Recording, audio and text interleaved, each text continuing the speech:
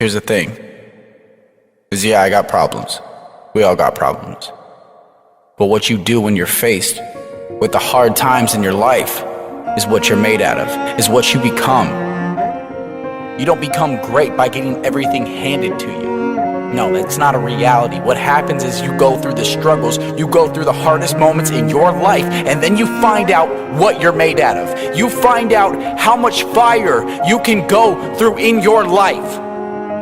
It's not easy. It's never easy. It's always hard. It's always ugly. And to be honest, it's what makes you you. So embrace it. Embrace the hard times in your life because they won't last. Embrace what you have right now in your life because it could be gone tomorrow. And that's the reality. That's the reality that we don't live in a society is that we say, oh, it's gonna be around forever. I got enough time in the world, but the reality is that you don't have enough time.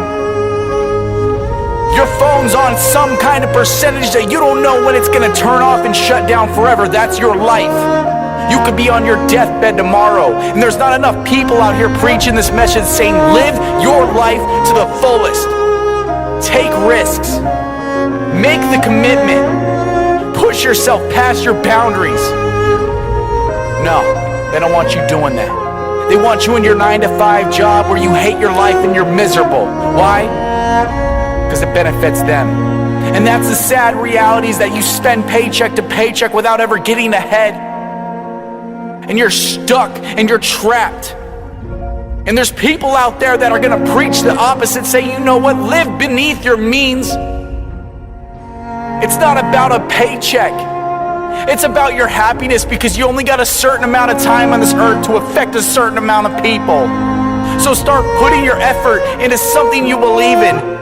Even if it means you have to lose everyone and everything.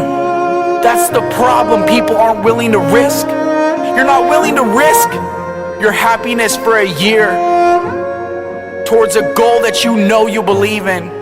I believe in suicide prevention. I didn't always believe in it, but I believe in it now. And I volunteer my time on the phones, talking to people on the worst day of their life.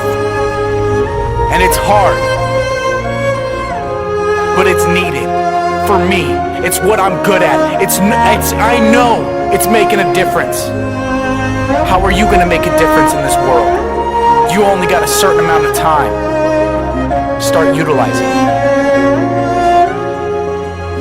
I can't tell you how hard it is just to keep getting beaten down and just feeling like you're going nowhere and waking up every day knowing that today you gotta fail.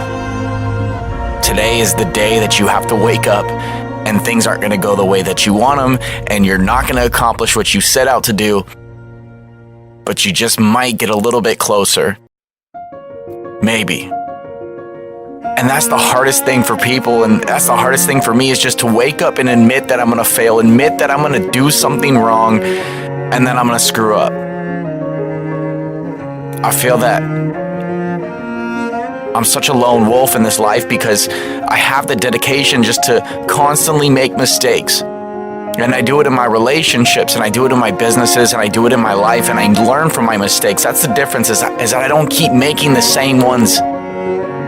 And the people that get to hang around me and the people that know that Addison's gonna mess up, he's not gonna be perfect, but he's gonna keep swinging, he's gonna keep going up to bat, and the people in the crowds are gonna keep yelling at him, booing him, and just saying that he's the worst person in the world. It's gonna happen. I know it because I live it.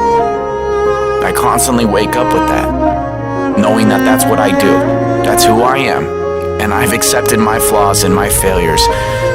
And I've taken my flaws and my failures and I've set them down to build a bridge over my problems. To know that I'm not perfect. To know that there's always something that I can improve on. That's the hardest thing.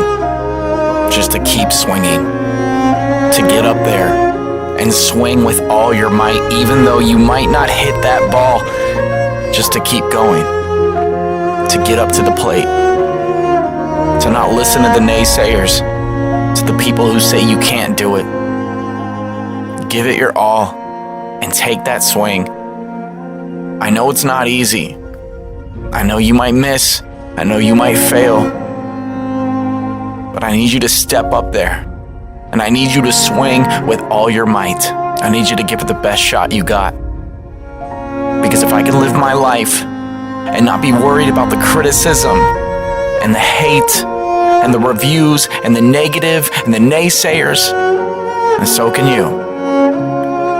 Just get up and do what you know you need to do. We're all dealing with it in our own ways. But you are one of a kind. And there's no one in this world like you. There are so many people that are so abstract, and they're just moving along from day to day out of their emotions and their fear. I don't know, I'm just not feeling it today. I'm just not feeling it today. Come back on Thursday. I might be feeling on Thursday. I'm not in the mood for this. I can't handle this. And every time you do it, you're canceling out opportunities, because it is with the mind that we serve the Lord. A person who does not function out of their head is a person without government. A person who moves totally out of their emotions is exempt from the greater opportunity than life, because you will forfeit what God has given you because of how you feel. God did not promise you that your feelings would line up with the facts. How many of us are living a headless life because we have not separated how we feel from what we know? You can't work with people like that. You really can't work with people like that, because if I criticize your work, it doesn't mean I criticize you. And to have to babysit your feelings, when I don't have time to babysit your feelings, I need you to correct the problem and go back to work. It's not personal if you do it right.